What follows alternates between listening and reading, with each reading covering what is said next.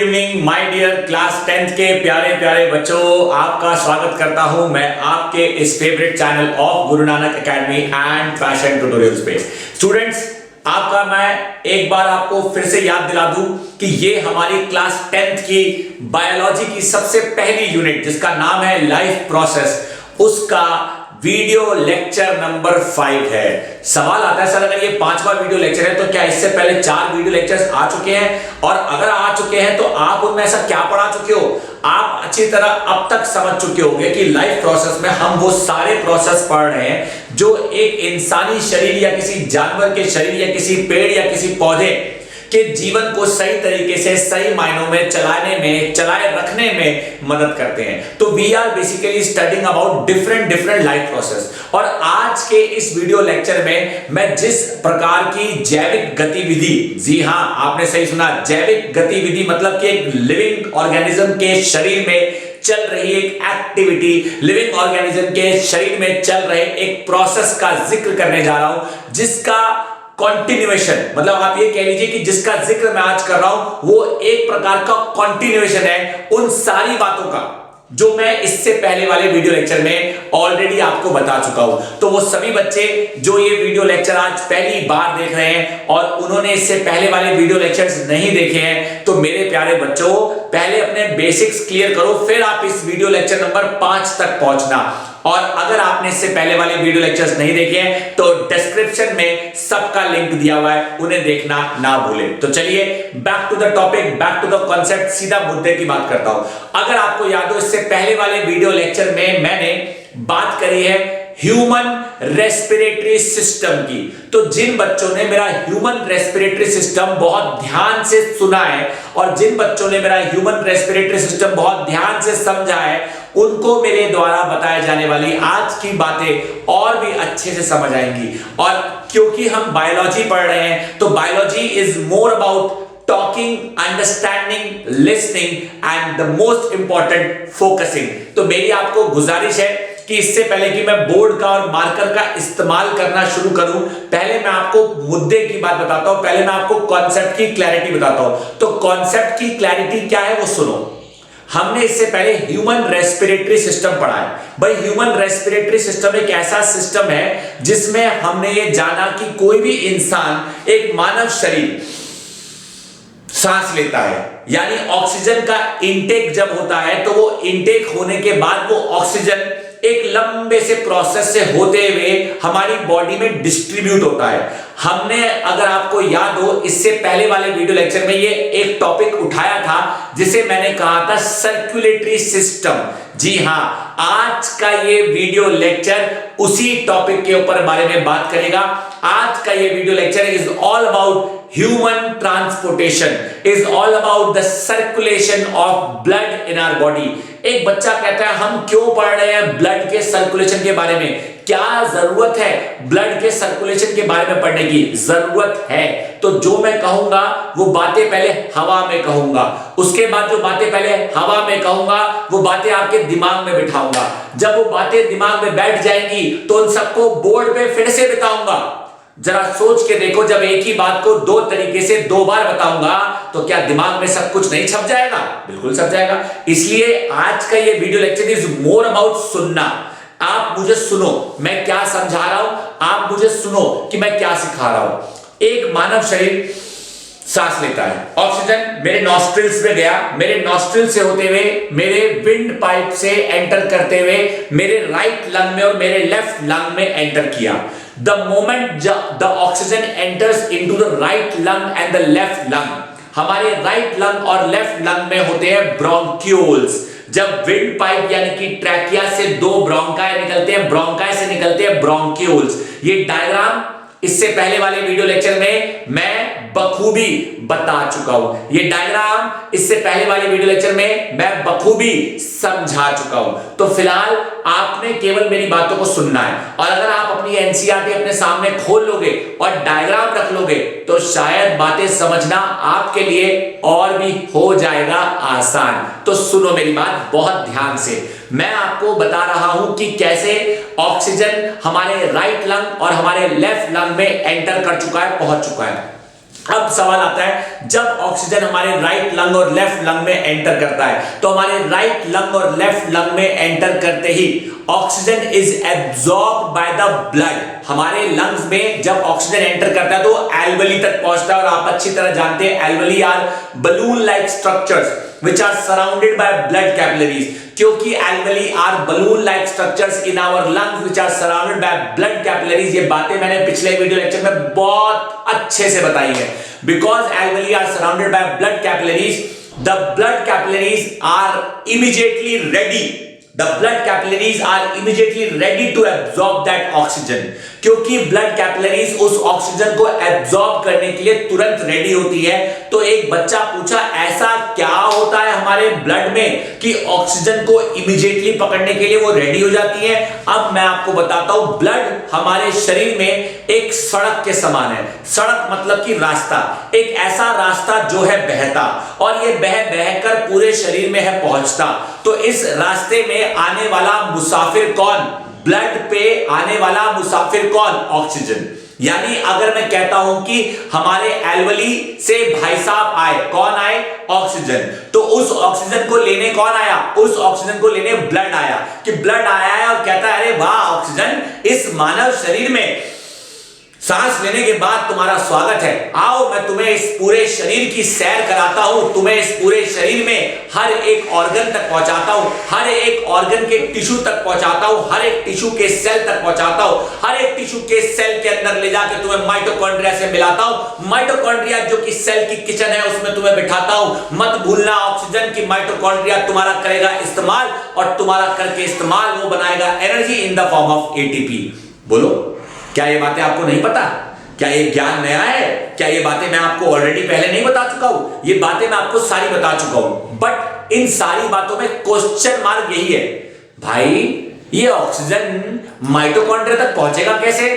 Mitochondria तक पहुंचने से पहले तो उसे सेल तक पहुंचना पड़ेगा, और सेल्स तक पहुंचने से पहले उसे टिश्यूज तक पहुंचना पड़ेगा, टिश्यूज तक पहुंचने से पहले उसे ऑर्गन्स तक पहुंचना पड़ेगा, ऑर्गन्स तक पहुंचने से पहले उसे ऑर्गन सिस्टम तक आना पड़ेगा, और ऑर्गन सिस्टम तक आने से पहले उसे ब्लड में आना पड़ेगा, और ब्लड में आने से पहले उसे शरीर में आना पड़ेगा, और शरीर में उसे आने से पहले सांस के दौरान हवा में रहना पड़ेगा। तो हवा में ऑक्सीजन रहता है, सांसों से हमारे शरीर में जाता है। हवा में ऑक्सीजन रहता है, सांसों से हमारे शरीर में जाता है। जब ऑक्सीजन हमारे शरीर में जाता है तो जाके हमारे लंग्स में पहुंच जाता है, हमारे लंग्स में पहुंचकर ब्लड से घुल जाता है। अब जब ब्लड से ऑक्सीजन घुल जाता है तो ब्लड के जरिए पूरे शरीर में फैल जाता है। This process of taking the oxygen, this process of taking the oxygen to almost every part of the body through a very important liquid in our body, एक ऐसा लिक्विड जो हमारे शरीर में सर्कुलेट कर रहा है, एक ऐसा लिक्विड जो हमारे शरीर में ट्रांसपोर्टेशन का महत्वपूर्ण रोल अदा कर रहा है, उसे कहा जाता है ब्लड। तो आओ, इससे पहले कि हम जो कुछ नया समझे या दो चार चीजें और सीखे, पहले जानते हैं कि ब्लड क्या चीज है। बच्चा जानता है that blood is nothing but a red coloured fluid in our body, जिसे खून कहा जाता है हिंदी में। ये एक ऐसा लिक्विड है जो हमारे शरीर में ट्रांसपोर्टेशन का रोल अदा कर रहा है। ये एक ऐसा लिक्विड है जो हमारे शरीर में लगातार फ्लो कर रहा है। एक ऐसा लिक्विड है जिसे हमारे शरीर के हर एक हिस्से तक पहुंचने का मौका मिल रहा है, और इसी ब्लड के थ्रू होता है एक्सचेंज ऑफ डिफरेंट मटेरियल्स, इसी ब्लड के थ्रू होता है transport of food and minerals, इसी ब्लड के थ्रू होता है transport of everything that is created inside the body, everything that is taken by the body, everything that the body wants to throw out. हर वो चीज हमारे शरीर में जो मौजूद है, हर वो चीज वो हमारे शरीर में जो कहीं पे पहुंचनी है, हर वो चीज जो हमारे शरीर में एक हिस्से से दूसरे हिस्से तक ट्रांसपोर्ट की जा रही है, इसमें सबसे बड़ा महत्वपूर्ण रोल अगर किसी का है तो वो है ब्लड का। This means that blood is a kind of a connective tissue. Ninth class याद करो। नाइन्थ क्लास में टिश्यूज नाम के चैप्टर में हम ऑलरेडी पढ़कर आए हैं different types of connective tissue. और कनेक्टिव टिश्यू का जिक्र जब क्लास 9th में हुआ था मेरे प्यारे प्यारे बच्चों, तो आपने नोटिस किया होगा कि वहां पे ब्लड का जिक्र हुआ था, वहां पे बोन्स का जिक्र हुआ था, लिगामेंट्स का जिक्र हुआ था, टेंडन्स का जिक्र हुआ था, मसल्स का जिक्र हुआ था। लेकिन मत भूलो कि ब्लड का भी जिक्र हुआ था। तो ब्लड क्योंकि पूरी बॉडी को कनेक्ट करने का एक महत्वपूर्ण रोल अदा कर रहा है, यही वजह है कि ब्लड एक प्रकार का कनेक्टिव टिश्यू है। और क्योंकि ब्लड एक प्रकार का कनेक्टिव टिश्यू है, ये हमारे पूरे शरीर में फैल रहा है। लेकिन क्वेश्चन यही आ रहा है कि सर ब्लड अगर पूरे शरीर में फैल रहा है तो कैसे फैल रहा है, कौन फैला रहा है? क्या ब्लड के पास क्या कोई मोटर लगी है जो ब्लड बह रहा है? ब्लड के पास तो कोई मोटर नहीं है, ब्लड तो खुद एक लिक्विड है। जिस तरह से हमारे घरों के टंकी में पानी अपने आप नहीं चढ़कर आता, लेकिन उस पानी को टंकियों तक पहुंचाने के लिए मोटर को है चलाना पड़ता, जिस तरह से हमारे घरों में छत पे लगी टंकियों में पानी अपने आप चढ़कर नहीं आता जब तक उस पानी को प्रेशर कहीं से नहीं मिल पाता। कई बार वो प्रेशर गवर्नमेंट से मिल जाता, तो कई बार वो प्रेशर मोटर से मिल जाता। और जब पानी के ऊपर प्रेशर है अच्छा खासा लग जाता, तो पानी हमारे घर के छत पे लगी टंकियों में चढ़ जाता। तो जिस तरह से पानी को हमारे छत पे लगी टंकियों में पहुंचाने के लिए एक मोटर की आवश्यकता होती है, ठीक उसी प्रकार हमारे शरीर में ऑक्सीजन जो ब्लड में है, उस ऑक्सीजन को ब्लड के थ्रू पूरी बॉडी में पहुंचाने के लिए ब्लड को फ्लो कराने की जरूरत है। ब्लड फ्लो करेगा तो ऑक्सीजन तो ऑटोमेटिकली फ्लो कर जाएगा, क्योंकि ऑक्सीजन तो मुसाफिर है, ब्लड तो रास्ता है। तो जब तक रास्ता नहीं बहेगा, कैसे उस पे मुसाफिर पूरे शरीर में पहुंच पाएगा? तो अल्टीमेटली सारी बातों का एक समराइज वर्जन ये निकलता है कि हमारे शरीर में हमारा दिल यानी कि हमारा heart is a very very important circulatory organ of a human body which plays a very very important role in the transportation of blood. Blood क्या है, ब्लड कैसे मूव कर रहा है और ब्लड कहां-कहां पहुंच रहा है, यही सारी चीजों के सवालों के जवाब हमें इस सर्कुलेटरी सिस्टम में मिलते हैं। तो before we actually start studying कि हमारा स्ट्रक्चर ऑफ हार्ट है क्या, before we actually start studying कि हमारा हार्ट कैसे काम कर रहा है, पहले थोड़ा सा ब्लड की कॉम्पोजिशन को समझ लेते हैं, जिसका जिक्र पहले भी हुआ है और पहले भी किया गया है। ब्लड की कॉम्पोजिशन आप अच्छी तरह जानते हैं कि ब्लड में एक कलरलेस फ्लूइड होता है जिसे हम प्लाज्मा कहते हैं। यानी प्लाज्मा जो है वो एक प्रकार का कलरलेस फ्लूइड है, उसमें रेड ब्लड सेल्स मौजूद है जो कि ब्लड को लाल रंग का कलर प्रदान करते हैं। RBCs are a very very important cells present in the plasma, as a result of which our blood gets a red color. And apart from RBCs, red blood cells, there is one more important cell called as WBCs, and the third most important cell जिसे कहा जाता है platelets. हम इस topic में platelets के बारे में भी आगे चलकर जरूर पढ़ेंगे कि क्या इंपॉर्टेंट योगदान रहता है प्लेटलेट्स के द्वारा। फिलहाल आपको सिर्फ इतना समझना है कि जब हम इंसान सांस लेते हैं तो ऑक्सीजन नॉस्ट्रिल से होता हुआ फेरिंग्स तक जाता है, फेरिंग्स से जाके विंड पाइप में आता है, विंड पाइप में आके ब्रोंकाई में आता है, ब्रोंकाई में आके ब्रोंक्यूल्स में जाता है, ब्रोंक्यूल्स में जाके राइट लंग में और लेफ्ट लंग में एल्वेली तक पहुंचता है। जब हमारा ब्लड एल्वेली, ब्लड नहीं ऑक्सीजन, क्योंकि सांस में भी ऑक्सीजन है ना, अभी ब्लड उसका इंतजार कर रहा है। तो पहले मुसाफिर आएगा या पहले रास्ता आएगा? पहले मुसाफिर रास्ते पे आएगा, फिर रास्ता मुसाफिर को आगे ले जाएगा। तो यहां मुसाफिर कौन है? ऑक्सीजन। यहां रास्ता कौन है? ब्लड। बॉडी में कौन आ रहा है? ऑक्सीजन। उसे लेके कौन जाएगा? ब्लड। तो मुसाफिर कौन? ऑक्सीजन। उस मुसाफिर की गाड़ी या उस मुसाफिर का रास्ता या उस मुसाफिर का पैसेंजर व्हीकल कौन? ब्लड। और उस ब्लड को चलाने वाली मोटर कौन? हमारा हार्ट। यानी ऑक्सीजन को हमारे शरीर में ब्लड अलग अलग जगहों तक पहुंचाता है, लेकिन ब्लड को हमारे शरीर में अलग अलग जगहों तक कौन पहुंचा रहा है? हार्ट। तो हार्ट करता है काम तो ब्लड बहता है, हार्ट करता है पंप तो ब्लड बहता है। ब्लड बहता है तो शरीर के हर हिस्से तक पहुंचता है। जब ब्लड हमारे शरीर के हर एक हिस्से तक पहुंचता है तो ब्लड में मौजूद हर वो चीज जो उसमें डिसॉल्व्ड है, जो हर चीज उसमें मिक्स हुई है, जो हर चीज उसमें एक्सचेंज हुई है, चाहे वो गैसेस हो, चाहे वो लिक्विड हो, चाहे वो न्यूट्रिएंट्स हो, चाहे वो एनर्जी हो, चाहे वो आपकी दवाइयां हो या whatever, it will be transported to different parts of the body by the blood. लेकिन ब्लड को पूरी बॉडी में ट्रांसपोर्ट करने के लिए हार्ट, जो कि एक इंपॉर्टेंट सर्कुलेटरी ऑर्गन है, वो अपना काम कर रहा है। तो coming back to the point जो मैं कह रहा था, मैंने अभी बताया कि ब्लड ऑक्सीजन कहां तक पहुंच गया, हमारे राइट लंग और लेफ्ट लंग तक पहुंच गया। हमारे राइट लंग और लेफ्ट लंग तक सांस लेने के बाद जब ऑक्सीजन पहुंच गया तो ऑक्सीजन हमारे राइट लंग और लेफ्ट लंग में एल्वेली के द्वारा एब्जॉर्ब किया जाता है और एल्वेली के आसपास होती है ब्लड कैपिलरीज और इन ब्लड कैपिलरीज में मौजूद होता है एक बहुत ही प्यारा पिगमेंट, बहुत ही प्यारा पिगमेंट जिसे कहा जाता है haemoglobin. This haemoglobin binds with the oxygen to form another compound called as oxyhaemoglobin. अब हेमोग्लोबिन ऑक्सीजन के साथ दोस्ती करके ऑक्सीजन को पूरे शरीर में पहुंचाता है। किसके थ्रू? ब्लड के थ्रू। लेकिन क्वेश्चन आता है, भाई ब्लड कैसे जाएगा पूरे शरीर में? आओ मैं आपको पूरा का पूरा सीक्वेंस समझाता हूं कि how does the circulation, I repeat my sentence, how does circulation rather I should say that how does transportation takes place inside a human body। Circulation कैसा हो रहा है, ट्रांसपोर्टेशन कैसा हो रहा है, takes place inside a human body।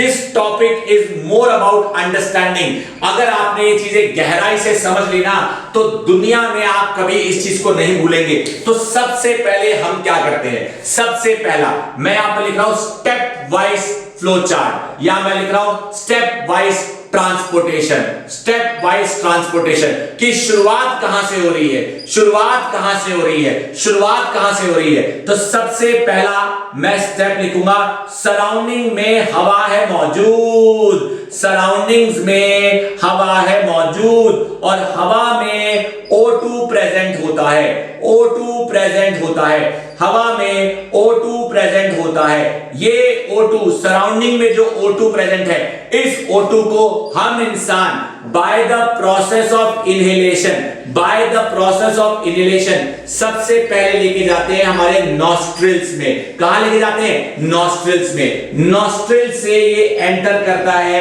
हमारी nasal cavity में और नेजल कैविटी में एंटर के बाद ये एंटर करता है फेरिंग्स में और फेरिंग्स के बाद ये एंटर करता है ट्रैकिया में, फेरिंग्स के बाद ये एंटर करता है ट्रैकिया में। बीच में लैरिंक्स भी है, उसे नहीं भी लिखेंगे चलेगा।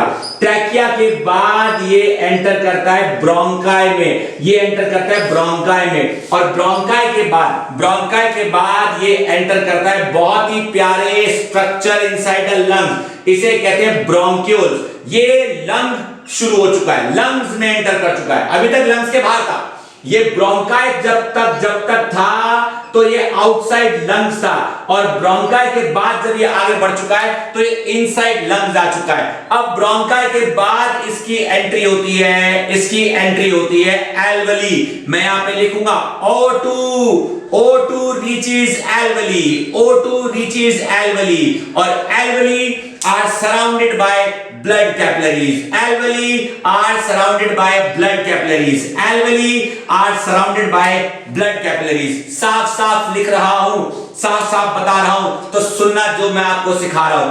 alveoli यहां लिखूंगा मेरे प्यारे बच्चों, that alveoli are surrounded by blood capillaries, alveoli are surrounded by blood capillaries because alveoli are surrounded by blood capillaries, because alveoli are surrounded by blood capillaries। तो अब ब्लड के साथ मुलाकात होती है ऑक्सीजन की, blood plus oxygen, blood plus oxygen, यानी oxygen को किसने एब्जॉर्ब कर लिया है?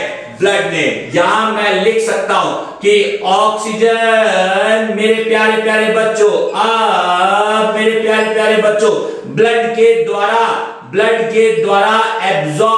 ब्लड के द्वारा एब्जॉर्ब किया जा चुका है, एब्जॉर्ब किया जा चुका है। पहले देख लो, इतनी कहानी देख लो, मैं आगे से हट जाता ताकि आपको सब लिखा हुआ समझ आता। सीक्वेंस समझ आएगा तब तो आगे का खेल खेला जाएगा। जब तक सीक्वेंस ही समझ नहीं आएगा, क्या आगे का खेल खेला जाएगा? इसलिए ऑक्सीजन अब ब्लड द्वारा एब्जॉर्ब किया जा चुका है। एक बच्चा बोला ऑक्सीजन में ऐसा क्या है? ऑक्सीजन में है हेमोग्लोबिन और आ चुका है ऑक्सीजन। हेमोग्लोबिन और ऑक्सीजन मिलकर बनाते हैं oxy haemoglobin. Oxy haemoglobin, oxy haemoglobin अब हमारे पूरे शरीर में, I repeat my sentence, oxy haemoglobin अब हमारे पूरे शरीर में, अब हमारे पूरे शरीर में फैलता है, पूरे शरीर में फैलता है थ्रू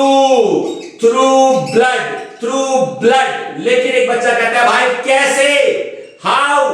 इसी का जवाब ये वीडियो लेक्चर है। हाउ? यहां से शुरू होती है सर्कुलेशन की कहानी। देखो कहानी तो यहां से भी शुरू हो चुकी थी, लेकिन ये सब में सर्कुलेटरी सिस्टम से ज्यादा रेस्पिरेटरी सिस्टम अपना रोल अदा कर रहा है। सर्कुलेटरी सिस्टम यहां से शुरू होता है, इससे पहले ब्रीदिंग सिस्टम काम कर रहा है, रेस्पिरेटरी सिस्टम काम कर रहा है। लेकिन respiratory system is very much connected to our circulatory system, क्योंकि ऑक्सीजन शरीर में एंटर कर चुका है, इज नॉट जस्ट इंपॉर्टेंट, उसका शरीर में एंटर करने के बाद पूरे शरीर में फैलना इज इंपॉर्टेंट। इसलिए बोर्ड पे बने इस फ्लो चार्ट को माय डियर प्यारे प्यारे क्लास 10th के स्टूडेंट्स, मेरी है आपको सजेशन कि इसे एक बार घूर लो। ये पूरा सीक्वेंस आपको समझ आना चाहिए। अगर ये पूरा सीक्वेंस आपको समझ आ गया तो समझो आपको ये समझ आएगा कि how does a human heart works, how does a human heart work, how does a structure of human heart work। तो अगली चीज जो अब आपको मैं बताऊंगा वो हमारे मानव शरीर का स्ट्रक्चर, यानी ह्यूमन हार्ट कैसे काम करता है और ह्यूमन हार्ट कैसे पूरे शरीर में, ह्यूमन हार्ट कैसे पूरे शरीर में ब्लड को सर्कुलेट करने में, ट्रांसपोर्ट करने में मदद करता है। So we are going to study now a very very very very very important topic that is called as the structure of human heart, the structure of human heart. तो चलिए my dear प्यारे प्यारे बच्चों, हम पढ़ने जा रहे हैं the structure of human heart कि भैया हार्ट जब तेरे पास ब्लड पहुंचा तो तेरे पास कहां पहुंचा, और जब तेरे पास कहीं पहुंचा तो कैसे पहुंचा, और जब तेरे पास ब्लड पहुंचा तो किस तरीके से पूरी बॉडी में ट्रांसपोर्ट हुआ। तो मेरे प्यारे बच्चों, अब आपके सामने आ चुका है स्ट्रक्चर ऑफ ह्यूमन हार्ट। बिल्कुल सही आपने देखा, आपके सामने स्ट्रक्चर ऑफ ह्यूमन हार्ट आ चुका है और मैं फ्रेम में नहीं हूं। और मेरे फ्रेम में ना होने का सबसे बड़ा कारण यही है कि कम से कम मैं आप लोगों को मेरे द्वारा की गई मेहनत दिखा सकूं। आप यकीन मानेंगे बच्चों, ये दोनों डायग्राम बनाने में मुझे कम से कम भी तो आधा पौना घंटा लग गया। It took me approximately 45 minutes to create both the diagrams, क्योंकि अगर मैं वीडियो बनाते बनाते या वीडियो रिकॉर्ड करते करते आपके लिए डायग्राम बनाने बैठ जाता तो आप पक्का बोर हो जाते, बट कोई दिक्कत नहीं है। फिलहाल मैं आपको बता दूं कि आपके सामने मैंने बना दिया है हमारे शरीर का सबसे इंपॉर्टेंट एक ऐसा ऑर्गन जो बहुत ही महत्वपूर्ण रोल अदा कर रहा है पूरे शरीर में हमारे ब्लड को डिस्ट्रीब्यूट करने में। तो जरा आपको थोड़ी देर पहले कही हुई पुरानी सी कहानी याद दिला दूं कि याद करिए कि हमारा जो ब्लड है वो लंग्स तक पहुंच चुका था, क्योंकि लंग्स में ब्लड में ऑक्सीजन उससे मिल चुका था। ब्लड हमारा ऑक्सीजन से लंग्स में मिल चुका था और ऑक्सीजन जो सांसों के जरिए हमने लिया था वो ब्लड में घुल चुका था। क्योंकि ऑक्सीजन जो सांसों के जरिए हमने लिया था वो ब्लड में घुल चुका था, उस ऑक्सीजन को अब पूरे शरीर में डिस्ट्रीब्यूट करना है। भाई कैसे वही बताने जा रहा हूं। इससे पहले कि ये प्यारे प्यारे मैं डायग्राम आपको समझाऊं, मैं बताना चाहूंगा कि ये हमारे हार्ट का इंटरनल स्ट्रक्चर है। इंटरनल स्ट्रक्चर, दोनों डायग्राम आपको देखने में थोड़े से अलग जरूर लगेंगे। ये इंटरनल स्ट्रक्चर है और ये एक्सटर्नल स्ट्रक्चर है। ये इंटरनल स्ट्रक्चर है और ये एक्सटर्नल स्ट्रक्चर है। एक बच्चा बोला सर ये बताओ एग्जाम में कौन सा बनाने को आएगा? आप एग्जाम में अपनी मर्जी से कोई सा भी बना सकते हो, कोई टीचर की आप पे कभी इस बात के लिए पाबंदी नहीं होगी कि नहीं जी वही वाला डायग्राम बना के आओ। चॉइस आपकी है, इसलिए मैंने दोनों डायग्राम बना दिए। हमारी एनसीईआरटी ऑफ क्लास 10th में आपको ये दोनों ही डायग्राम बखूबी, खास करके ये डाला डायग्राम तो जरूर देखने को मिलेगा। तो चलो सीधा शुरू करते हैं कि भैया ब्लड हमारी बॉडी में सर्कुलेट कैसे होता है। तो structure of human heart. Human heart is a very important special circulatory organ which is having a size approximately equal to the size of our fist। बिल्कुल सही सुना, हमारी मुट्ठी के बराबर, हमारी मुट्ठी के बराबर हमारे चेस्ट यानी ये जो पूरी कैविटी है, इस पूरी कैविटी में लेफ्ट साइड की तरफ, नॉट कंप्लीटली बट हाँ towards the left side is placed. यही वजह है कि मैंने आपको इससे पहले वाले वीडियो लेक्चर में बताया था कि हमारे लेफ्ट लंग का साइज अप्रोक्सीमेटली छोटा होता है, क्योंकि लेफ्ट लंग के जगह पे थोड़ी सी जगह हार्ट भी तो ले रहा है। यही वजह है कि लेफ्ट लंग का साइज छोटा होता है। चलो सर ठीक है, अब ये बताओ ब्लड हार्ट तक कैसे पहुंचेगा? ब्लड को हार्ट तक पहुंचाने के लिए हमारे लंग्स से ओरिजिनेट लेती है बहुत ही प्यारी ब्लड वेसल्स। उस ब्लड वेसल को हम कहते हैं पल्मोनरी वीन। क्या कहते हैं? Pulmonary Wien. पल्मोनरी वीन का काम है, सुनना मेरी बात ध्यान से, पल्मोनरी वीन का काम है टू ब्रिंग ऑक्सीजनेटेड ब्लड। अब एक बच्चा बोला ये ऑक्सीजनेटेड ब्लड क्या होता है? अरे भाई जिस ब्लड में ऑक्सीजन घुल चुका है उस ब्लड को कहा जाएगा ऑक्सीजनेटेड ब्लड। जिस ब्लड में ऑक्सीजन घुल चुका है उसे कहा जाएगा ऑक्सीजनेटेड ब्लड। तो pulmonary vein from the lungs brings the oxygenated blood on the left side of our heart. अगर आप इस पूरे डायग्राम को केयरफुली देखो तो इस तरफ, इस तरफ, इस तरफ, इस तरफ, इस तरफ जो ये रेड कलर का है, ये जो मैंने ग्रीन कलर बनाया है, ये सिर्फ हार्ट की बाउंड्रीज डिफाइन करने के लिए बनाया है। There is nothing as such हरे रंग का, but yes there is something जरूर लाल रंग का है, नीला रंग का। This red coloured portion of our heart indicates वो वाला blood which is oxygen rich blood. हमारा human heart is divided into 4 chambers. हमारा heart, human heart is divided into 4 chambers. सुन लो, पहले बातें सुन लो फिर यहां डायग्राम से समझाऊंगा। Our human heart is divided into 4 chambers. The upper 2 chambers are called as atria and they are comparatively smaller in size, and the lower 2 chambers are called as ventricle and they are comparatively larger in size as compared to atria. एक होता है left side पे left atria या atrium, एक right side पे right atria या right atrium, एक left side पे लेफ्ट वेंट्रिकल और एक राइट साइड पे राइट वेंट्रिकल। इन चारों चैम्बर्स को अगर हम बहुत केयरफुली देखें ये आपस में एक दूसरे से सेपरेटेड होते हैं, लेकिन आपस में एक दूसरे से सेपरेटेड कौन है ये भी जान लो। एट्रिया वेंट्रिकल से सेपरेटेड होता है, लेफ्ट एट्रियम और लेफ्ट वेंट्रिकल आपस में एक दूसरे से कनेक्टेड होते हैं। उनके बीच में एक पर्दा जैसा मस्कुलर फ्लैप जैसा स्ट्रक्चर होता है जिसे हम वाल्व कहते हैं, जिसे हम वाल्व कहते हैं, जिसे हम वाल्व कहते हैं। तो आपकी जानकारी के लिए बता दूं कि हमारे हार्ट में 2 तरह के वाल्व्स होते हैं, एक 2 फ्लैप्स और एक 3 फ्लैप्स। जहां 2 फ्लैप्स होते हैं उसको बाइकस्पिड वाल्व कहा जाता है, जहां 3 फ्लैप्स होते हैं उसे ट्राइकस्पिड वाल्व कहा जाता है। ये जो डायग्राम मैंने आपको बनाया है, इस डायग्राम में आपको सब चीजें समझाऊंगा, उसके लिए आप बेफिक्र रहो, आपको सब कुछ बताऊंगा। फिलहाल जो मैं कह रहा हूं उस पर ध्यान लगाओ, आपको सब कुछ बताऊंगा। मैंने बताया कि human heart is a 4 chambered heart. सबसे पहले मैं बात करूंगा कहां की? लेफ्ट साइड की, क्योंकि सबसे पहले ब्लड कहां एंट्री लेता है? लेफ्ट साइड में। तो सबसे पहले ब्लड ने कहां एंट्री ली? लेफ्ट साइड में। किसमें? लेफ्ट एट्रियम में। लेफ्ट एट्रियम में जब ब्लड आता है तो लेफ्ट एट्रियम रिलैक्स होता है, बिल्कुल रिलैक्स होता है। जैसे ही लेफ्ट एट्रियम बढ़ जाता है वो कॉन्ट्रैक्ट करता है, वो कॉन्ट्रैक्ट करता है तो blood from the left atrium enters into the left ventricle.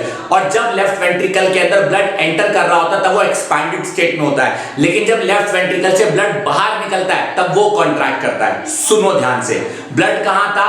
Lungs में। ब्लड में क्या था? ऑक्सीजन। तो ब्लड क्या कहलाएगा? Oxygenated blood. This oxygenated blood is now allowed to enter into our heart through a blood vessel called as pulmonary vein, यानी lung से pulmonary vein नाम की ब्लड वेसल हार्ट को लेकर आती है लेफ्ट एट्रियम में, हार्ट को ब्लड को लेकर आती है लेफ्ट एट्रियम में। पल्मोनरी वीन नाम की ब्लड वेसल ब्लड को लेकर आती है from lungs to left side of the heart, left atrium में। ध्यान से देखिए, ये हमारा लेफ्ट एट्रियम है, ये हमारा लेफ्ट एट्रियम है, ये हमारा लेफ्ट एट्रियम है, लेफ्ट एट्रियम।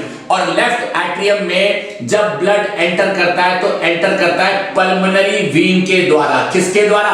पल्मोनरी वीन के द्वारा। तो पल्मोनरी वीन से ब्लड एंटर किया, पल्मोनरी वीन से ब्लड एंटर किया, तो ये ब्लड का रास्ता है, ये ब्लड का रास्ता है। ये मैंने ब्लड का एरो देख रहे हो, ये ब्लड एंटर कर चुका है, ये ब्लड एंटर कर चुका है, तो ये ब्लड का रास्ता बनाया मैंने।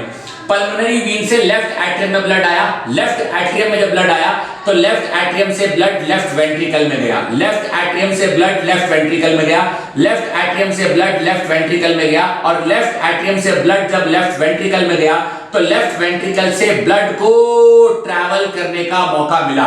और अब ये ब्लड ट्रैवल कर गया from left ventricle, left ventricle से होता हुआ, लेफ्ट वेंट्रिकल से होता हुआ, लेफ्ट वेंट्रिकल से होता हुआ ये ट्रैवल करेगा and this enters into the largest artery of our body called as dorsal aorta, called as dorsal aorta. Dorsal aorta हमारी बॉडी की लार्जेस्ट एंट्री है। एक बार देख लो, डायग्राम आपकी आंखों के सामने होना चाहिए, डायग्राम आपकी आंखों के सामने होना चाहिए, आपको दिखना चाहिए कि भाई मास्टर समझा क्या रहा है, आपको पता चलना चाहिए कि भैया टीचर पढ़ा क्या रहा है। ये जो मैं आपको समझाने की कोशिश कर रहा हूं, this is something very very very very important. मैंने अभी सिर्फ लेफ्ट साइड का जिक्र किया है क्योंकि सबसे पहले ब्लड एंटर ही लेफ्ट साइड पे करता है, सबसे पहले ब्लड एंटर करा लेफ्ट साइड पे। सुनो ध्यान से, सुनो सुनो ध्यान से सुनो, यहां पे ये लेफ्ट एट्रियम में ब्लड कहां था? लंग्स में। कैसा ब्लड था? साफ ब्लड। क्या घुला हुआ था उसमें? ऑक्सीजन। तो क्या कहलाएगा ब्लड? Oxygenated blood. तो कहां से शुरू हुआ? लंग से शुरू हुआ। किसके साथ? ऑक्सीजन के साथ। कहां पहुंचा? हार्ट में। हार्ट में भी कहां? लेफ्ट साइड पे। लेफ्ट साइड में कहां? लेफ्ट एट्रियम में, अपर चैम्बर। किसके थ्रू? पल्मोनरी वीन के थ्रू। पल्मोनरी वीन के थ्रू लेफ्ट एट्रियम में पहले ब्लड आता है, फिर लेफ्ट एट्रियम से लेफ्ट वेंट्रिकल में जाता है, लेफ्ट वेंट्रिकल से वापस निकलकर पूरी बॉडी में डिस्ट्रीब्यूट होता है। Left ventricle is much larger in size as compare to left atrium, क्योंकि लेफ्ट वेंट्रिकल को ज्यादा मेहनत करनी है, ब्लड को बांटने का काम करना है। ऑब्वियसली बात है, जिसका काम बांटना है उसे मेहनत ज्यादा करनी पड़ेगी, जिसका काम रिसीव करना है उसे कोई ज्यादा टेंशन नहीं है, वो तो रिलैक्स बैठ जाएगा, कहेगा लाओ भरते जाओ भरते जाओ भरते जाओ, ब्लड आता जाएगा, ब्लड भरता जाएगा। But the most important characteristic feature in this process is that कि when the blood enters into the left atrium and then from left atrium into left ventricle, from left ventricle it gets distributed to the entire body, body के हर organ तक, हर organ के हर tissue तक, हर tissue के हर sales तक, हर sales के हर mitochondria तक। और mitochondria में जब ऑक्सीजन पहुंच जाता है, माइटोकॉन्ड्रिया में जब ऑक्सीजन पहुंच जाता है तो ये जो डॉर्सल आउटा है,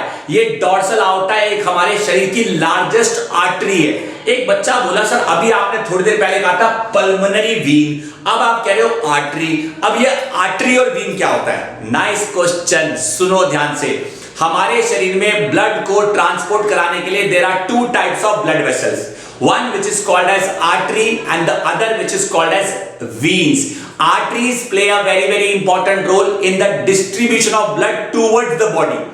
आर्टरी का काम होता है पूरे शरीर में खून फैलाना, और वीन्स का काम होता है पूरे शरीर से खून लौटाना। एक बच्चा कहता है लौटाना, लौटाने की क्या जरूरत है? क्यों भाई? जब आप सांस के दौरान सांस ले रहे हो तो कार्बन डाइऑक्साइड भी तो बॉडी में बन रहा है ना, उस कार्बन डाइऑक्साइड को बॉडी से बाहर नहीं निकालना, उस कार्बन डाइऑक्साइड को बॉडी से बाहर निकालने के लिए कार्बन डाइऑक्साइड वाले ब्लड को क्या वापस नहीं लाना, उस ब्लड को वापस लाने का अगर कोई मुख्य रोल अदा कर रहा है, मुख्य रोल अदा कर रहा है तो वो है वीन। तो ध्यान से देखो, पहले डायग्राम ध्यान से देखो। इस डायग्राम में अगर आप एरो देखो, पहले मेरी बातों पे फोकस करो, मेरी आवाज पे अपना ध्यान लगाओ, डायग्राम पे अपनी नजर लगाओ। इस डायग्राम में अगर आप ध्यान से देखो तो upper chamber on the left side, is a left atrium. Upper chamber on the left side is a left atrium, and this left atrium receives the oxygenated blood from the lungs via a blood vessel called as pulmonary vein. Pulmonary vein left atrium में खून लेकर आती है. Left atrium में जब blood आता है तो लेफ्ट एट्रियम से लेफ्ट वेंट्रिकल में जाता है. लेफ्ट वेंट्रिकल से निकलकर डॉर्सल आउटा से होता हुए पूरे शरीर में फैल जाता है. ये डॉर्सल आउटा लार्जेस्ट आर्टरी है जो हमारे पूरे शरीर में जगह जगह जाकर बट जाती है. अलग अलग जगहों पे इसका नाम पड़ जाता है. कहीं पे फेमोरल आर्टरी, कहीं पे रेडियल आर्टरी, कहीं पे कोरोनरी आर्टरी, कहीं पे टिबियल आर्टरी, कहीं पे कुछ अलग अलग जगहों पे इसके अलग अलग नाम है. हमें फिलहाल हमारे शरीर में अलग अलग आर्टरीज के नाम नहीं पढ़ने, सिर्फ इतना समझना है कि artery plays a very very important role in the distribution of blood throughout the body. अब क्या हुआ, पूरे शरीर में ब्लड फैल गया, किसके थ्रू? डॉर्सल आउटा के थ्रू. पूरे शरीर में ब्लड पहुंच गया, किसके थ्रू? डॉर्सल आउटा और उसकी ब्रांचेस के थ्रू. जब पूरे शरीर में ब्लड पहुंच जाता है तो हमारे बॉडी के हर एक ऑर्गन, हमारे बॉडी के हर एक टिश्यू में आर्टरीज जाके अपने आप को डिवाइड करती हैं. जब आर्टरीज अपने आप को जाके डिवाइड करती हैं, फॉर एग्जांपल सपोज करो ये एक आर्टरी है, फॉर एग्जांपल ये एक आर्टरी है, आर्टरी है, आर्टरी है, आर्टरी है, आर्टरी है, और ये आर्टरी ने अपने आप को, इस आर्टरी ने अपने आप को, इस आर्टरी ने अपने आप को, इस आर्टरी ने अपने आप को, इस आर्टरी ने अपने आप को, इस आर्टरी ने अपने आप को डिवाइड किया. इस आर्टरी ने अपने आप को डिवाइड किया. अब आर्टरी के द्वारा जब ये डिवीजन हो रहा है तो ये किस चीज में हो रहा है? ये जो भी बॉडी का पार्ट है, ये टिश्यू है, इस टिश्यू में जाकर, इस टिश्यू में जाकर, इस टिश्यू में जाकर, इस टिश्यू में जाकर ब्लड बट जाता है. और उसके बाद, और उसके बाद, और उसके बाद, और उसके बाद, ध्यान से सुनना जो मैं बता रहा हूं, और उसके बाद, बहुत ध्यान से सुनना जो मैं बता रहा हूं, और उसके बाद, बहुत ध्यान से सुनना, और उसके बाद ये सारा का सारा बाहर निकलता है through another blood vessel which is thin walled. देखो साफ पता चल रहा है, साफ पता चल रहा है कि जो ये ब्लड वेसल है, ये वाली जो ब्लड वेसल है, ये थिक वॉल्ड है, ये थिक वॉल्ड है यानी ये चौड़ी है. ये वाली जो ब्लड वेसल है ये थिन वॉल्ड है यानी कि ये पतली है. और ये बेसिकली ब्लड वेसल आर्टरी है, ये बेसिकली ब्लड वेसल आर्टरी है, और ये ब्लड वेसल बेसिकली वीन है. देख लो जो मैं आपको समझा रहा हूं इसे समझ लो. आर्टरी में आ रहा है साफ खून, आर्टरी में आ रहा है साफ खून, आर्टरी में आ रहा है साफ खून, आर्टरी में आ रहा है साफ खून. और उसके बाद वो ब्लड यहां पे हो रहा है एनर्जी जनरेशन, यहां पे हो रहा है एनर्जी जनरेशन, और एनर्जी जनरेशन के प्रोसेस में निकलता है कार्बन डाइऑक्साइड. इसलिए जो लौटता है वो है गंदा खून, जो लौटता है वो है गंदा खून. ये ब्लू कलर का ब्लड देख लीजिए, this blue color blood signifies the CO2 rich blood. This blue color blood signifies the CO2 rich blood. This means very simple, अगर मैं शब्दों में समझाऊं, ये जो ब्लू कलर का ब्लड है, ये ब्लू कलर का ब्लड वो ब्लड है जो हमारे बॉडी के टिश्यूज में एक्चुअली में ब्लू नहीं होता. ये मत सोचना कि वो एक्चुअली में आपको ब्लू दिखेगा. एक बच्चा बोला हाँ जब चोट निकलती है, चोट लगती है तो खून कौन सा बाहर आके ब्लू हो जाता है. बाहर आके ब्लू हो भी नहीं सकता, बाहर ऑक्सीजन होता है, उसमें तुरंत ऑक्सीजन मिलकर उसे लाल कर देता है. इसलिए ध्यान से सुनना, जो मैं बता रहा हूं उसे बहुत ध्यान से समझना. हम ब्लू बोलते हैं, होता भी ब्लू है but not very dark blue, but blue colour means the blood which is having carbon dioxide. The red colour means the blood which is having oxygen. तो oxygen rich blood is a red coloured blood, and O2 rich blood is a red colored blood, and CO2 rich blood is a blue colored blood. हमारे शरीर में artery body के organ तक पहुंच के tissue तक पहुंच के सेल में जाकर आर्टरी बट जाती, और जब आर्टरी बट जाती तो इस नेटवर्क को हम कहते हैं कैपिलरी सिस्टम. इस सिस्टम को हम कहते हैं कैपिलरी सिस्टम. इस सिस्टम को हम कहते हैं कैपिलरी सिस्टम. देख लीजिए, आपको पता होना चाहिए कि what is the meaning of capillaries. आपको पता होना चाहिए कि कैपिलरीज क्या होती है. आर्टरीज का काम है ब्लड लेकर आना, आर्टरीज का काम है ब्लड लेकर आना, और कैपिलरीज का काम है उस ब्लड को बॉडी के टिश्यूज में फैलाना, और वीन्स का काम है ब्लड का कार्बन डाइऑक्साइड, वीन्स का काम है ब्लड में कार्बन डाइऑक्साइड को लेकर आना. सुन लो, समझ लो ध्यान से, जो मैं बता रहा हूं इसको अपने दिमाग में बैठा लो. इतना समझ आया? अब देखो ब्लड कहां पहुंच चुका है, बॉडी के ऑर्गन्स तक, ऑर्गन्स में से कहां तक, टिश्यूज तक, टिश्यूज में किसके पास, सेल्स के पास, सेल्स में किसके पास, माइटोकॉन्ड्रिया के पास। वहां क्या होगा, एनर्जी जनरेशन, क्या बनेगा, कार्बन डाइऑक्साइड। तो ब्लड कैसा हो जाएगा, डीऑक्सीजनेटेड। आपने बिल्कुल सही सुना, blood which consists of oxygen is called as oxygenated blood and the blood which consists of carbon dioxide is called as deoxygenated blood। अब ऐसा ब्लड हमारे शरीर के लिए अच्छा नहीं है जिसमें कार्बन डाइऑक्साइड मौजूद है। इस ब्लड को लौटाना जरूरी है। इस ब्लड को लौटाने में इस तरह का काम पता है कौन करता है, हार्ट करता है। हार्ट में हमारे ब्लड वेसल्स में veins are very very very very very very very very very much strong enough to pump the blood back from the body, from the upper part of the body and from the lower part of the body. क्योंकि heart तो यहां पर है, heart यहां पर है, तो ऊपर वाले हिस्से से भी गंदा खून आएगा और नीचे वाले हिस्से से भी गंदा खून आएगा। The two very important blood vessels, the two very important blood vessels, the two very important blood vessels which bring the blood, I repeat my sentence, the two very important blood vessels which bring the blood back to the heart। Heart की कौन सी side पे, heart की कौन सी side पे, heart की कौन सी side पे, right side पे। ये देख लीजिए, ये हार्ट की राइट साइड है। तो ये जो हमारा हिस्सा है, ये वाला और ये वाला, ये हमारा एट्रियम है, ये हमारा एट्रियम है, और ये वाला हिस्सा is called as inferior vena cava. Inferior vena कावा एक ब्लड वेसल का नाम है जिसमें ब्लड लेकर आने का काम है। और इसके बाद है ऊपर वाले, अगर मैं ब्लड वेसल की बात करूं तो इसे कहते हैं सुपीरियर वीना कावा, सुपीरियर वीना कावा, सुपीरियर वीना कावा एंड इंफीरियर वीना कावा। एक बार डायग्राम देख लो, एक बार डायग्राम देख लो, और अगर डायग्राम आपको दिख रहा है तो सुपीरियर वीना कावा brings the deoxygenated blood from the upper part of the body and inferior vena cava brings the deoxygenated blood from the lower part of the body in the right atrium।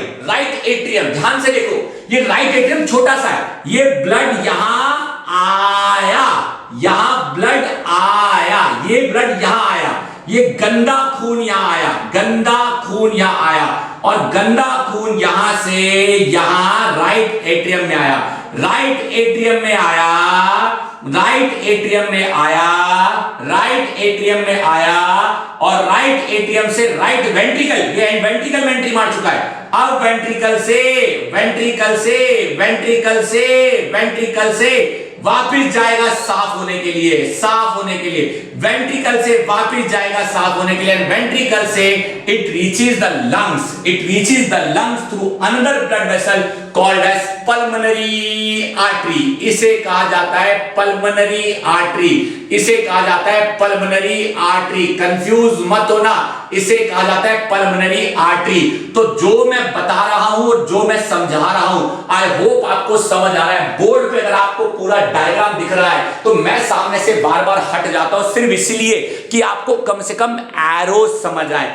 ऐसा नहीं है कि ये diagram यहां पे है तो ये बातें मैं आपको बार बार नहीं बताऊंगा, ये बातें मैं 200 बार दोहराने के लिए तैयार हूं बच्चों, लेकिन कम से कम एक बार में तो आपको ढंग से समझ आनी चाहिए।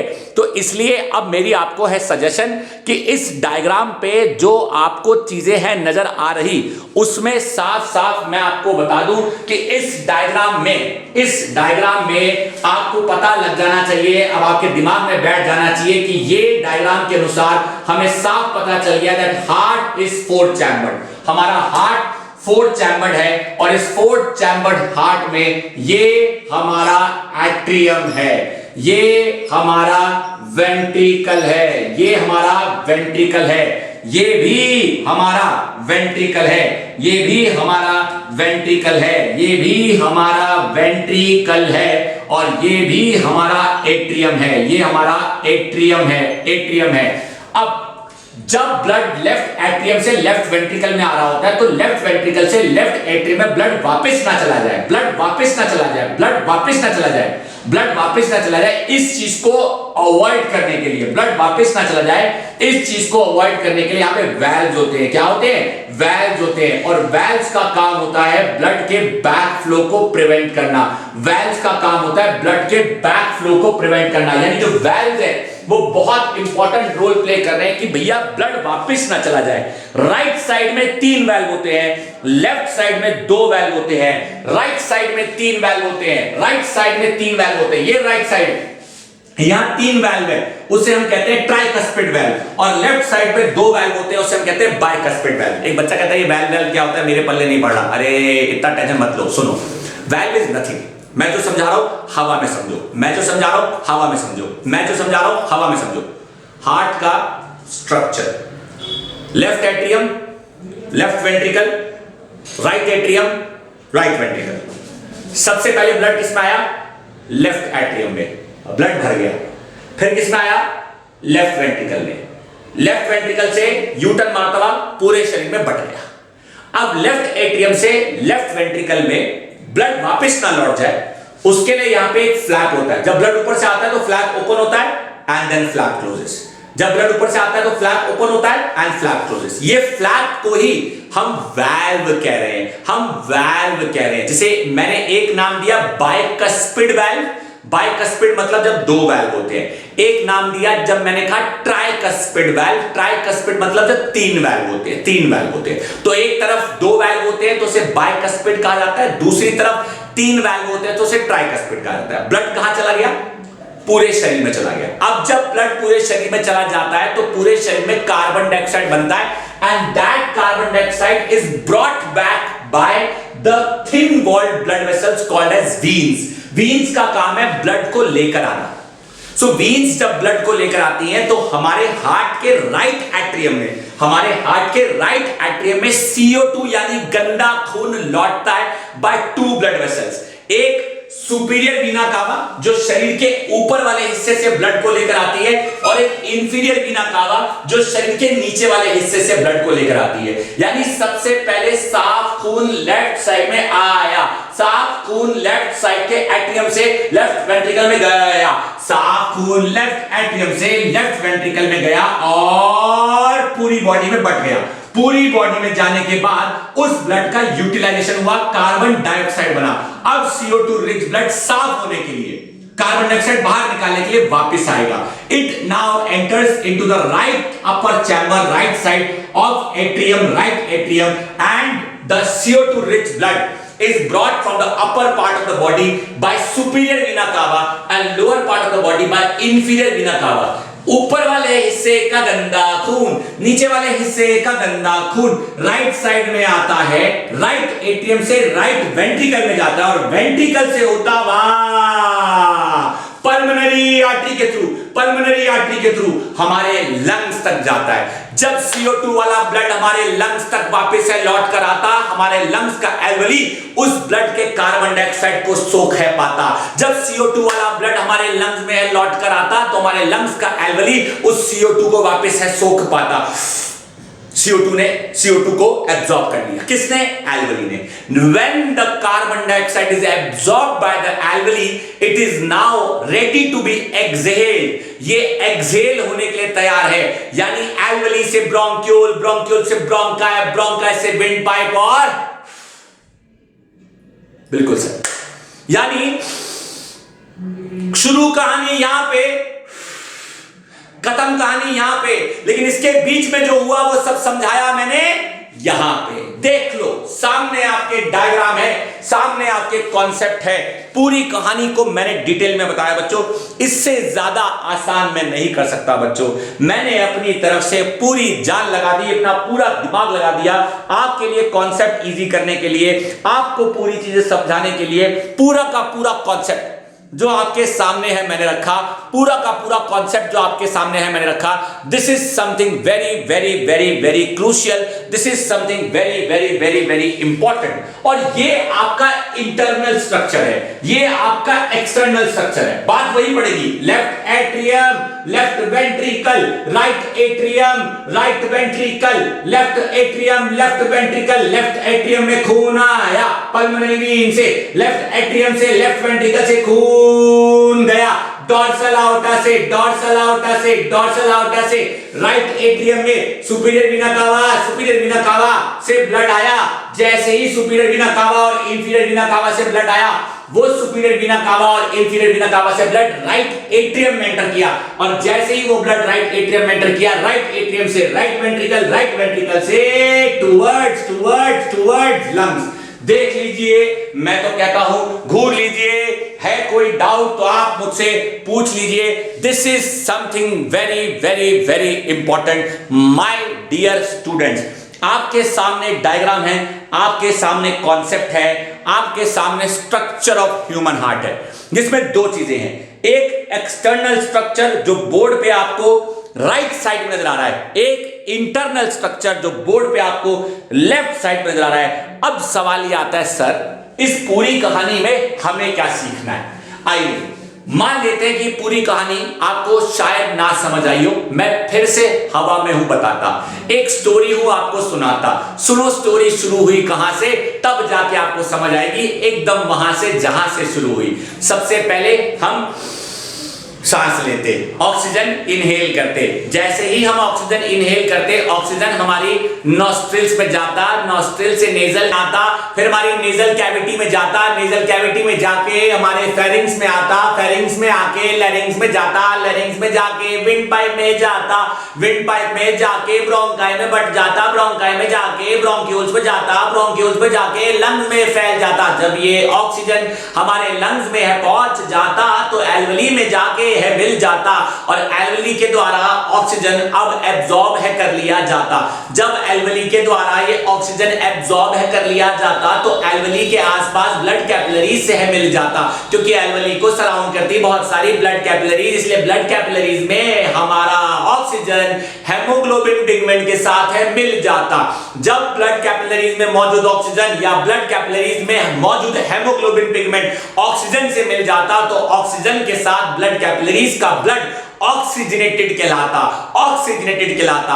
अब ये ऑक्सीजनेटेड ब्लड है ready to be pumped to the entire body with the help of a pumping organ called as heart. लेकिन क्वेश्चन ये आता कि भाई हार्ट को ब्लड कैसे मिल पाता? तो from the lungs to the heart there is a blood vessel which carries the oxygenated blood to the left side of the heart and that blood vessel is called as pulmonary vein. So pulmonary vein के थ्रू heart की left side में साफ खून आता, left atrium में जब खून आता तो लेफ्ट एट्रियम से वो लेफ्ट वेंट्रिकल में जाता, लेफ्ट वेंट्रिकल में जाके dorsal outta which is the largest artery of the body, उससे पूरी बॉडी में है फैल जाता। जब डोर्सल आउटा से ब्लड पूरी बॉडी में है फैल जाता, जब डोर्सल आउटा से ब्लड पूरी बॉडी में है फैल जाता तो पूरी बॉडी में जाके आर्टरीज के थ्रू, पूरी बॉडी में जाके आर्टरीज के थ्रू हर एक ऑर्गन तक, हर एक टिश्यू तक, हर एक टिश्यू के सेल तक जाकर उनमें बट जाता। आर्टरीज जब जाके टिश्यू में बट जाती तो कैपिलरीज कहलाती, आर्टरीज जब जाके टिश्यू में बट जाती तो कैपिलरीज कहलाती, कैपिलरीज जब वापस आके मिल जाती तो वीन्स कहलाती। आर्टरी का काम खून लेके जाना, वीन का काम खून लेके आना, आर्टरीज का काम खून लेके जाना, वीन्स का काम खून लेकर आना। आर्टरीज का काम ब्लड लेके जाना, वीन्स का काम ब्लड लेकर आना। Now the veins which will play a very very important role in bringing the deoxygenated blood, carbon dioxide वाला blood from the upper part of the body and the lower part of the body through two very important blood vessels, superior Veena कावा शरीर के ऊपर का गंदा खून लेकर आती एंड इंफीरियर वीना कावा शरीर के नीचे का गंदा खून लेकर आती। सुपीरियर वीना कावा शरीर के ऊपर का गंदा खून लेकर आती, इंफीरियर वीना कावा शरीर के नीचे का गंदा खून लेकर आती और राइट एट्रियम में लाकर राइट एट्रियम से उसे राइट वेंट्रिकल में पहुंचाती और राइट वेंट्रिकल से उसे वापस लंग्स तक लेके जाती। किसके थ्रू? किसके थ्रू? लंग्स तक वापस से जाता थ्रू पल्मोनरी आर्टरी और लंग्स में जाके एल्वेली में जाके ब्रोंक्यूल्स में जाके ब्रोंकाई में जाके विंड पाइप में आके गले से आके नाक में, हवा में। तो कहानी शुरू कहां से होती, खत्म कहां होती? यानी इनहेलेशन और एक्सहेलेशन जो कि ब्रीदिंग का पार्ट है के बीच में रेस्पिरेशन भी हो जा रहा और सर्कुलेशन भी हो जा रहा। लेकिन मत भूलो कि ब्लड ही है जो पूरे शरीर में ट्रांसपोर्ट हो जा रहा और उसे पंप हार्ट कर पा रहा। Did you notice one thing, my dear lovely children, that the blood got an opportunity to travel through the heart twice? एक बच्चा कहता है twice कैसे? एक बार आने में और एक बार जाने में। मतलब हार्ट में राइट लेफ्ट साइड पे ब्लड लौटता है तो आया और बढ़ गया, लेफ्ट साइड में ब्लड आया और बढ़ गया, अब वापस आया, राइट साइड में आया और लौट गया। लौटा कहां पे? लंग्स में। तो आया कहां से था? लंग से। गया कहां पे था? हार्ट में। बटा कहां पे था? बॉडी में। लौटा कहां से? बॉडी से। लौटा कहां पे? हार्ट में। गया कहां पे? लंग्स में। तो हार्ट से कितनी बार गुजरा? 2 बार। एक बच्चा कहता है ऐसे तो लंग से भी 2 बार गुजरा, एक जाते समय एक आते समय। अबे लेकिन लंग्स पंपिंग ऑर्गन तो नहीं है ना, पंपिंग ऑर्गन कौन है? हार्ट। तो सर्कुलेशन किसने किया? हार्ट ने। कितनी बार किया? 2 बार किया। कहा क्या कैसे करने में? एक बार ब्लड को बॉडी तक पहुंचाने में, एक बार ब्लड को बॉडी से लाने में, एक बार ब्लड को बॉडी तक पहुंचाने में, एक बार ब्लड को बॉडी से लाने में। This is called as double circulation. यानी अगर कोई आपसे पूछता है कि भाई डबल सर्कुलेशन क्या होता है, तो आप सिंपल शब्दों में कह सकते हो, during the transportation of the blood in the human body, during the transportation or the circulation of blood in the human body through our pumping organ heart, the blood travels twice through the heart, one while transporting to the entire body and one while returning from the entire body. एक पूरे शरीर में बंटने के दौरान, एक पूरे शरीर से लौटने के दौरान, and this is what is called as double circulation of human heart.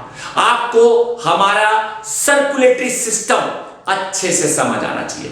Circulatory system की मेजॉरिटी बातें मैंने इस वीडियो लेक्चर में खत्म कर दी है। एक बच्चा कहता है लेकिन सर आपके स्टाइल में तो समझ आ गया, एक बार जरा चीजों को थोड़ा अलग तरीके से बता दो। मैं कहा भाई और अलग तरीके से क्या? तो मैंने क्या किया है, मेरे द्वारा नहीं, मैं क्रेडिट नहीं लूंगा, मैं क्रेडिट लूंगा आप तक पहुंचाने का, मैं क्रेडिट लूंगा उन चीजों का जो मैंने करी है, लेकिन आपको मैं वो ज्ञान भी दूंगा जो बाकी लोगों ने किया है। आपको पता चलना चाहिए माय डियर स्टूडेंट्स, आपको पता चलना चाहिए माय डियर स्टूडेंट्स कि क्या और ऐसी बातें हैं जो मैं चाहता हूं कि आपको सीखने को मिले। तो चलिए अब आपको मैं ले चलता हूं इस वीडियो के उस हिस्से की ओर जहां पे मैंने आपको इसी पूरे प्रोसेस को एनिमेटेड तरीके से समझाने की कोशिश करी है और साथ ही हमारे हार्ट का एक लाइव डायसेक्शनल व्यू। आप कहेंगे अमन सर आप तो आपने दिल खुश कर दिया। बिल्कुल बच्चों, जो मैं आपको दिखाने जा रहा हूं, जो मैं आपको सिखाने जा रहा हूं, जो मैं आपके सामने रखने जा रहा हूं, ये एक ऐसी चीज है जो आपका दिल जीतने में मुझे मदद करेगी, क्योंकि मेरी एक ही कोशिश है, सिर्फ आपका फायदा नहीं, जीवन में और कोई कायदा, बाकियों का फैल जाने दो रायता। आपको होना चाहिए फायदा, मेरे स्टूडेंट्स को। तो आपको सिखाने के लिए, आपको बताने के लिए इस वीडियो के उस हिस्से की ओर चलते हैं जो आपको इस पूरे कॉन्सेप्ट का बेहतरीन ज्ञान देगी। फिर मैं लौट कर आऊंगा और आपको tata bye bye see you कहूंगा और इस वीडियो लेक्चर को रैप अप करूंगा। तो चलिए देखते हैं। Structure of human heart.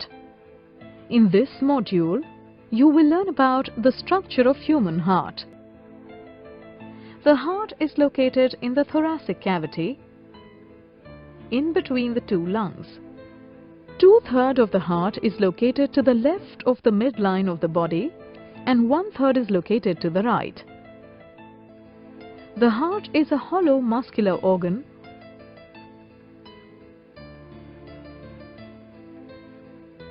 of somewhat conical form with an upper broad part, the base, and a lower narrow part, the apex. An adult heart is about 5 inches long, 3.5 inches wide, and 2.5 inches from front to back. Internally, the heart is divided into 4 chambers, 2 upper and 2 lower.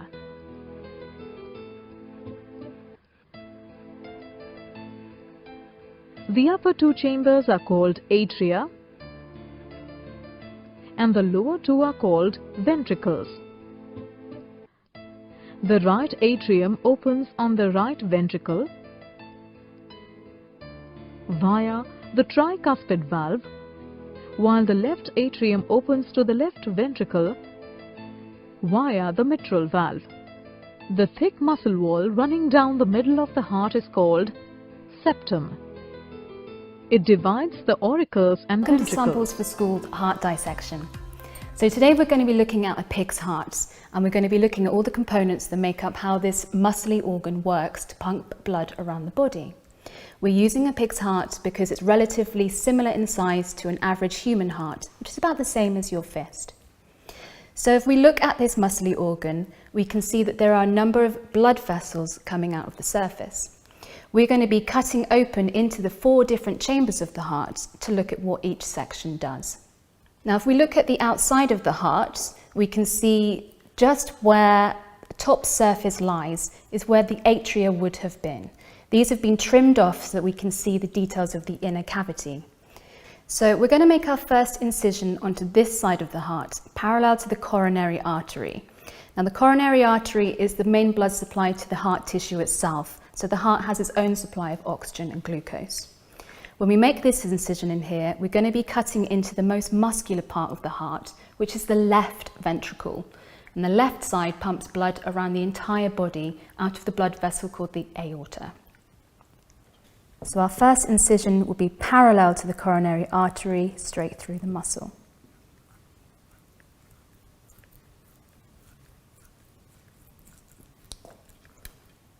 You can see as you start to cut it open, it's thick muscle tissue, so it may need more than one cut.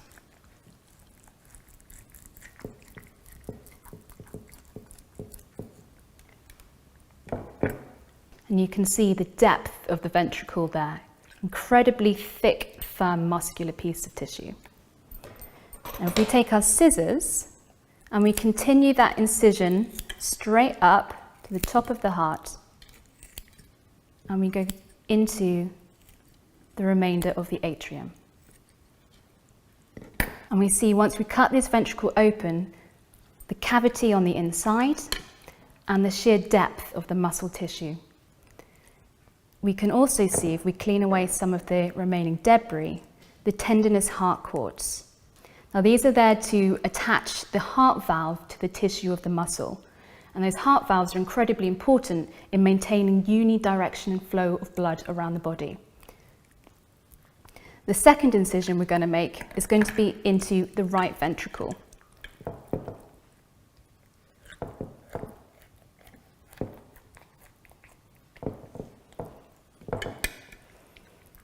And again, take the scissors to cut up towards the atria.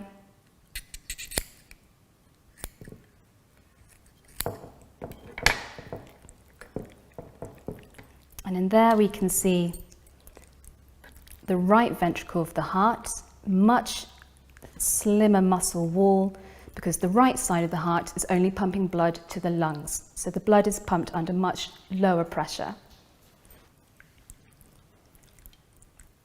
So if we go back to the blood vessels that we can see at the top of the heart, we can use a seeker or a finger to put a finger down the vessel to see where the chamber ends. So if we go down this blood vessel, it comes out into the left ventricle, the thick, chunky ventricle. So that must be our aorta that's going to pump blood around the entire body. If we were to explore the other blood vessel, which is much thinner, it goes straight into the right ventricle, the thinner, less muscular ventricle. So that must be the pulmonary artery that's going to transport blood from the heart to the lungs. Now, in order to stop blood flowing back into the atria, each of these ventricles have a valve.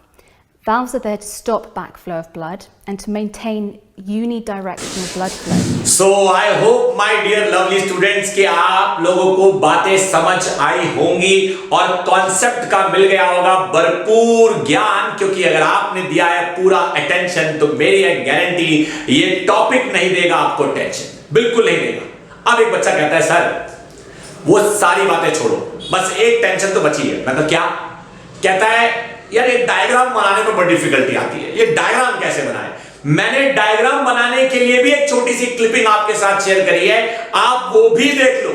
Diagram बनाने के लिए भी मैंने आपके साथ एक छोटी सी clipping share करी है, आप वो भी देख लो और देखो कि डायग्राम कैसे बनाया गया है, देखो कि डायग्राम कैसे बनाया जा सकता है। देखो देखो